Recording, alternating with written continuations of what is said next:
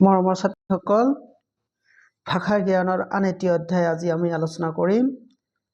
অধ্যায়টো মই তোমালোকক পঢ়াই শুনাইছোঁ, তাৰপিছত ইয়াত থকা কুৱেশ্যন আনচাৰখিনি আমি আলোচনা কৰিম।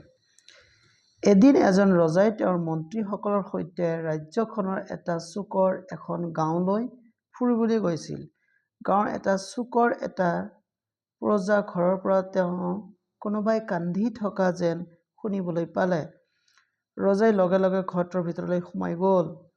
ঘৰৰ ভিতৰত এখন লেতেৰা জৰাজীৰ্ণ অৱস্থাত বিচনাত এজন বুঢ়া মানুহ শুই আছিল আৰু বুঢ়া মানুহজনৰ কাষতে এজনী ছোৱালীয়ে উচুপি উচুপি কান্দি আছিল। ৰজা আৰু মন্ত্ৰীক ছোৱালীজনীয়ে চিনি পোৱা নাছিল। ৰজাই ছোৱালীজনীক সুধিলে, তুমি কিয় কান্দিছা? তোমাৰ কি অসুবিধা হৈছে? ছোৱালীজনী ক'লে, এই মানুহজন হৈছে মোৰ দেউতা। তেওঁ হাবিৰ পৰা কাঠ কাটি আনি ওচৰৰ বজাৰত বিক্ৰী কৰি তাৰ পৰা অন্য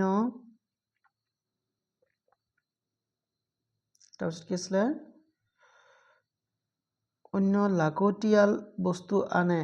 আজি 4 দিন ধৰি তেওঁৰ বেমাৰ হোৱাৰ বাবে তেওঁ কাম কৰিব পৰা নাই। সেয়েহে ঘৰত আজি খাবলৈ একো নাই। তদুপৰি তেওঁৰ চিকিৎসাৰ বাবে ঘৰত টকা পইচাও নাই। এয়া এজন দুখীয়া মানুহৰ কিচ্ছা ইয়াত তোমালোকক শুনাইছে। এতিয়া আমি কুৱেশ্যন আনচাৰখিনি আলোচনা কৰিছোঁ। গাঁৱৰ চুকৰ ঘৰটোৰ পৰা ৰজাই কিহৰ শব্দ শুনিছিল? ৰজাই কোনোবাই গান গাই থকা শুনিছিল। ৰজাই দুজন মানুহে কাজিয়া কৰি থকা দেখিছিল। ৰজাই তেওঁৰ গুণ গাই থকা শুনিছিল। আৰু ঘ নম্বৰত কি আছেনো? ৰজাই কোনোবাই কান্দি থকা শুনিছিল। তেনেহ'লে কোনটো হ'ব ৰাইট অপশ্যন? নিশ্চয় তোমালোকৰ এইটো। ক্লিয়াৰ? এইবাৰ আহিল তোমালোকৰ নেক্সট কুৱেশ্যন। নেক্সট কুৱেশ্যনত কি দিছে? ৰজাই ঘৰৰ ভিতৰত কি দেখা পাইছিল? এনেকুৱা টপিক খুব ইজি হয় তোমালোকৰ কাৰণে। ইজিৰ লগতো টাফ থাকে।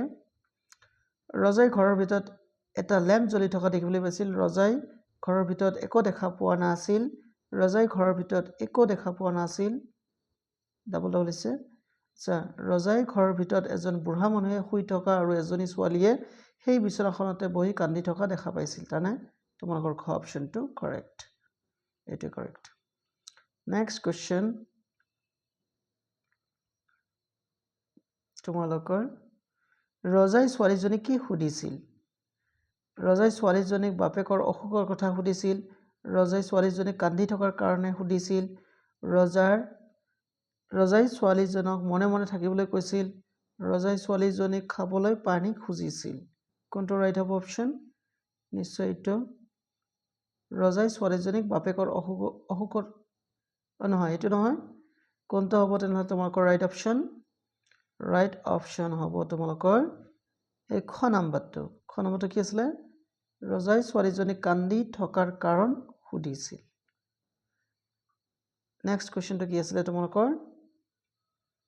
বুঢ়া মানুহজনে কিদৰে জীৱন নিৰ্বাহ কৰিছিল?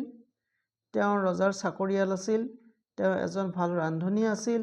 তেওঁ হাবিৰ পৰা খৰি কাটি আনি বজাৰত বেচিছিল। তেওঁ ৰজাৰ চিপাহী আছিল। কোনটো? এই যে গ নম্বৰটো তোমালোকৰ ৰাইট অপশ্যন। নেক্সট, বুঢ়া মানুহজনৰ উপযুক্ত বিপৰীত শব্দ কি হ'ব? খুব ধুনীয়া কুৱেশ্যন। বুঢ়া মানুহজনৰ উপযুক্ত বিপৰীত শব্দ কি? তেনেহ'লে কোনটো হ'ব?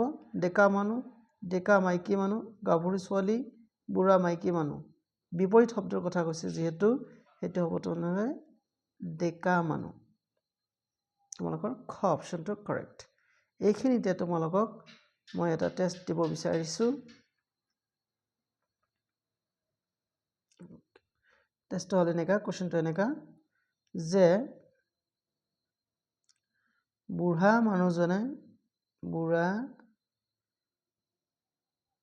মানুহজনে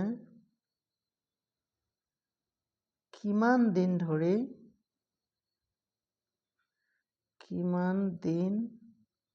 ধৰি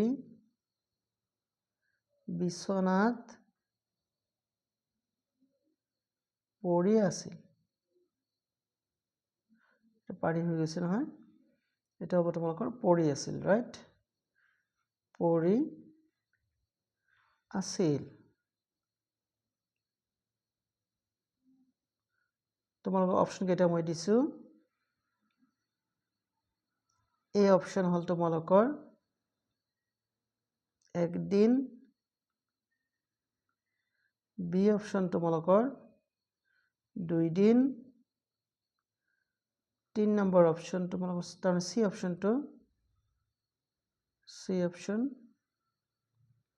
3 দিন আৰু ডি অপশ্যনটো তোমালোকক দিছোঁ 4 দিন। তোমালোকে সঠিক আনচাৰটো কমেণ্টত লিখিবলৈ চেষ্টা কৰিবা, কাৰণ এই কুৱেশ্যনটো তোমালোকৰ টপিকটোৰ ওপৰত বেছ কৰিয়ে দিয়া হৈছে। এইখিনিত ইয়ে তোমালোকৰ এই ভাষা জ্ঞানৰ গভীৰতা জোখাত সহায় কৰিব। আশা কৰিছোঁ তোমালোকে ভিডিঅ'টো ভাল পাবা। লাইক, কমেণ্ট, শ্বেয়াৰ কৰিবা আৰু প্লিজ মোৰ চেনেলটো ছাবস্ক্ৰাইব কৰিবা। চোৱাৰ কাৰণে ধন্যবাদ।